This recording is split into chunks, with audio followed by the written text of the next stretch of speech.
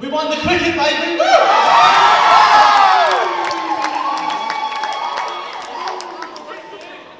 Let me take you back to second year, if you will, to 5 o'clock Friday evening. Two young, good-looking, fantastic, wonderful, attractive, may I say virile medical students, Nathan Cohen and Rosemary Laurie, decided, instead of going to the Reynolds on a Friday evening, frolicking, fornicating, enjoying our youth, instead we decided to experience the visceral thrill of surgery for the very first time. We asked at reception, it was insertion of a pacemaker. Perfect. So, we scrubbed up, and dare I say, Rosie scrubs up very well. We put the hat on, the gloves, all that stuff, and because of the x-rays, we had to put on these lead aprons. I felt like a knight going through his first crusade against the reckless hate of cardiac disease. Halfway through, in the corner of my eye, I see the fair visage of Rosie Laurie looking at me. In my mind, running through, Rosie's looking at me. I've been working 2 weeks for this. I thought, right, play it cool, Nathan, all right? Women love a confident man. Pretend you know what Dr. Bethel's talking about. ECG, Think of a smooth line. Pace yourself.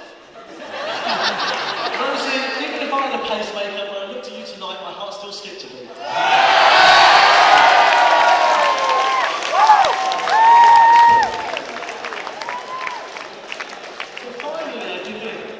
I turned to her, thankful that the apron is covering my crotch. And I see her, and she gives me not a look of lust, but a look of desperation. And she suddenly faints. She collapses head first into the back of the surgeon, jolting his hand violently into the wound. The dashing knight catches the damsel in distress. Laurie L, because she's worth it. Everyone's shouting at me, drop her, drop her. So I do, and she just collapses like a lead-lined sack of potatoes, her head smacking against the floor. In my horror, I recoil, knocking a whole load of surgical equipment straight all over the floor. And so there we were, these two proactive medical students, one comatose, the other running around apologising, picking up scalpels. But we learned some important lessons that day. One, the insertion of a cardiac pacemaker takes about an hour and a half. Two, if someone does faint, raise their legs above the ground and they come to pretty quickly. And three is don't go to surgery, and we'll never do that.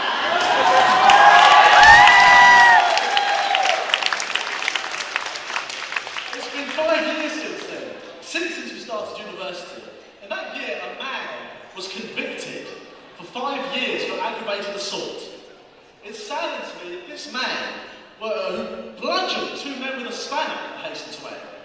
It was transformed in 5 years from wild killing machine to being declared safe. It's taken us 6. Well, I've learned a lot in that time. I've learned that the majority of adolescents in the paediatrics clinic have had more active sex lives than I ever had. I'm going to try and change that tonight. So.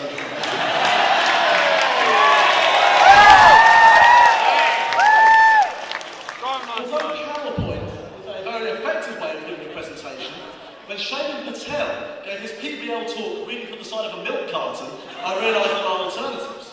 There will be little less awkward moments when the doctor pops out of outpatients, leaving you alone with the patient.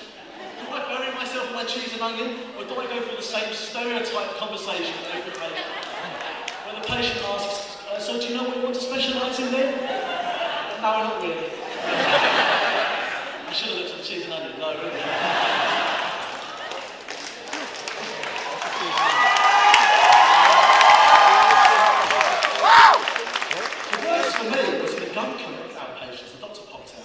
The patient got straight to work on her sexual contact tracing history. My phone rang. I don't think it would have been discharge. But, you know, as my mother always said, the MTES Foundation program is like a box of chocolates. You never know what you're going to get. My mother also said a PR exam is like a box of chocolates. When you're done, you're likely to end up with brown fingers. My mother worked in a hospital, you see. It's difficult to say she did endoscopic retrograde cholangiopancreatopathy. I digress. But now we've spread like jam up and down the country. I have some advice. Use the medical students. We all know we're very low maintenance workers. In fact, I compare medical students to those caught up in the sex trade. Hear me out, right? We're pushed into it by our parents with promises of a better life. With more money. They take us when we're 18. They ply us with alcohol. They keep us in dark, crowded rooms and make us touch people in bed every day. And what's worse, when we're done, they farm us out to be dominated by some middle-aged surgeon.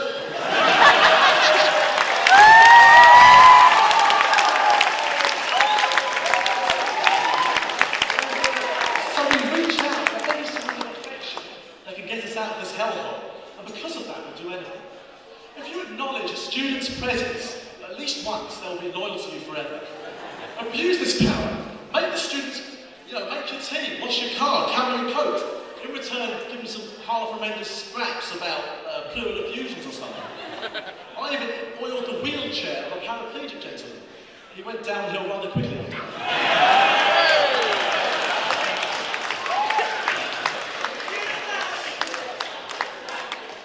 But now we actually have to make proper decisions that are no longer limited to what teaching session we can miss. In my early clinical years, I used to sit in the corner fiddling with my bell on my stethoscope. Now's the time to stand up and take action. We can't use, I'm sorry, I'm just a medical student, if a patient just looks at you, so much as looks at us. We can't just present the same patient to two different bedrooms to pretend we've been doing some work. We can't use the classic line which my Wolfpack member Doreen said every time an outpatient. I'm sorry, we've got lunch at 12, so can we leave at 11?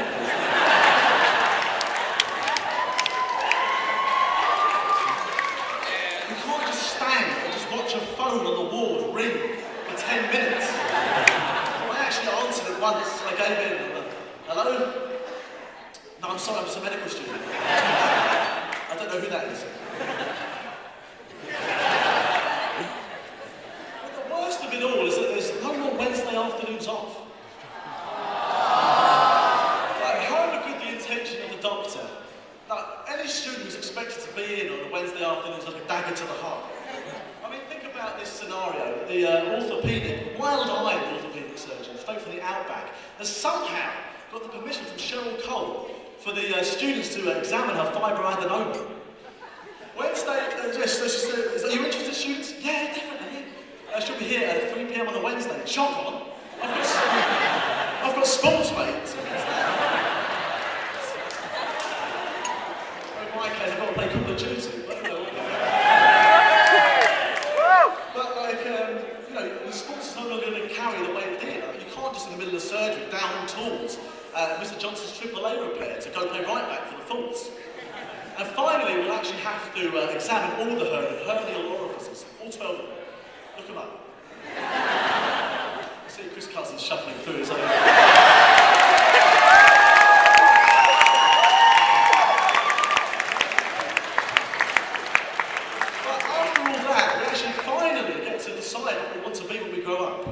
For those who are sitting on the fence on what specialty they want to do, I have some advice. The pathologist is the person I admire most in the hospital, because they have the most difficult job in the hospital. The full blood count, that must take forever. Endocrinology, that's a very cushy job. It's actually quite tough, I don't mean to con you. Rheumatology, I couldn't wait to get out of that joint. Paediatrics, child's play, it's a great thing. If your heart's in it. Gastroenterology, I couldn't stomach it. And neurologist got on my nerves. But my housemate Guru's very keen in neurology. In fact, he went to Japan as elective to study with the famed, yet unorthodox neurosurgeon, Mr. Miyagi. Instead of the Karate Kid, he was a neurology kid. His training, axon.